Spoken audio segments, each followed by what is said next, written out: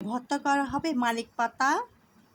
এটা আপনারা কি নামে জানেন আমি জানি না, তবে আমরা মানিক পাতা নামেই পরিচিত। এই পাতাটা ভর্তা করা হবে, অথবা থানকুনি পাতা নামে আমরা জানি।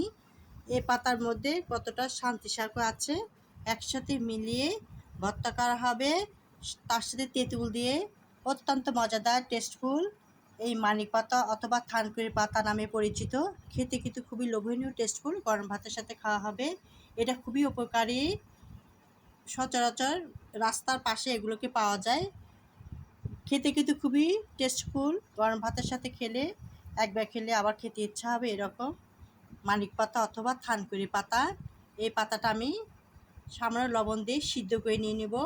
তারপরে পেঁয়াজ কুচি, রসুন, কাঁচামরিচ, শুকনো মরিচ একসাথে ভেজে, সয়াবিন তেল দিয়ে ভেজে শিলপাটা বেটে এর সাথে এটাও সিদ্ধ করার পরে একসাথে বেটে ভর্তা করা হবে। একবার মিশ্রণ করা হবে, খেতে কিন্তু খুবই লোভনীয়। পরে পেঁয়াজ কুচি আর সরিষার তেল দিয়ে খেতে আরও স্বাদ বাড়িয়ে দিবে এই রেসিপিটা।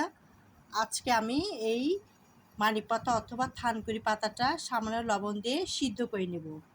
আর পেঁয়াজ, রসুন, কাঁচামরিচ আর শুকনো মরিচটা সামান্য তেল দিয়ে ভেজে নিব, তারপর একসাথে শিলপাটায় বাটা হবে। খেতে কিন্তু খুবই ভালো, গরম ভাতের সাথে খেতে কিন্তু খুবই টেস্টফুল, সুস্বাদু। আমি এখন শুরু করছি, সামান্য লবণ দিয়ে সিদ্ধ করে নিব। আমি লবণ দিয়েছি পরিমাণ মতো দিয়ে সিদ্ধ করে নিচ্ছি।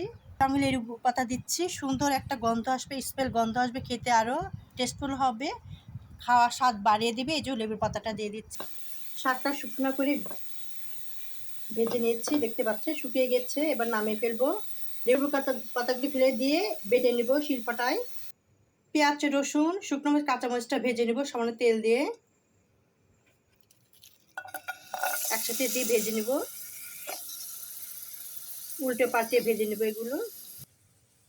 শাকটা আমি শিলপাটা বেটে নেব, ধনে পাতা দিচ্ছি, একসাথে বাটা হবে, তাহলে খেতে ভালো লাগবে। আমি শিলপাটা বেটে নিচ্ছি। ভাজা হয়ে গেছে, আমি এটাও শিলপাটা বেটে নেব। ওই প্যানে একটা ডিম পোস্ট করে নিচ্ছি, একটু সামান্য লবণ দিয়ে ভেজে নিব। এটা পেঁয়াজ, রসুন, মরিচ বাটা, শুকনো মরিচ, কাঁচামরিচ আছে, সামান্য তেঁতুল দিয়ে মাখিয়ে নিব। খেতে কিন্তু খুবই ভালো লাগে। সম্পূর্ণ আমি মাখাবো না, অর্ধেক মাখাবো আর অর্ধেক রেখে দিব। পেঁয়াজ দিচ্ছি, সরষের তেল দিয়ে মাখিয়ে নিব, তাই অনেক হবে। সরষের তেল নিচ্ছি। খেতে খুবই সুস্বাদু, টেস্টফুল। এই ভর্তাটা খেতে খুবই ভালো লাগবে।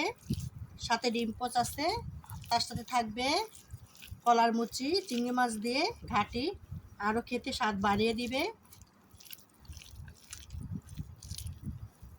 তেঁতুল একটু টক টক লাগবে, আরও খেতে ভালো লাগবে। আবার লেবুর পাতার গন্ধ আছে, একটা সুন্দর স্মেল গন্ধ আছে, খেতে আরও স্বাদ বাড়িয়ে দেবে। খেতে খুবই ভালো লাগবে। রেসিপিটা হয়ে গেছে।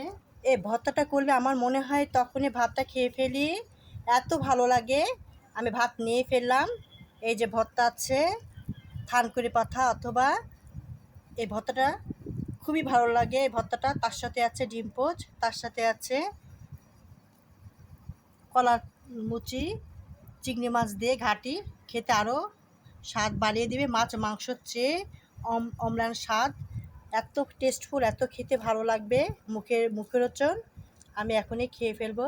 দেখতে পাচ্ছেন কতটা সুন্দর, একবারে হলুদ, এটা হলুদ হয়েছে ঘাটিটা, আর শাকটা হয়েছে সবুজ বর্ণের। খেতে খেতে এত টেস্টফুল, এত স্বাদ। এভাবে যদি আপনারা না খেয়ে থাকেন, একবার খেয়ে দেখবেন। ভিডিওটা ভালো লাগলে অবশ্যই লাইক করবেন। শুভকামনা রইল। আল্লাহ হাফেজ।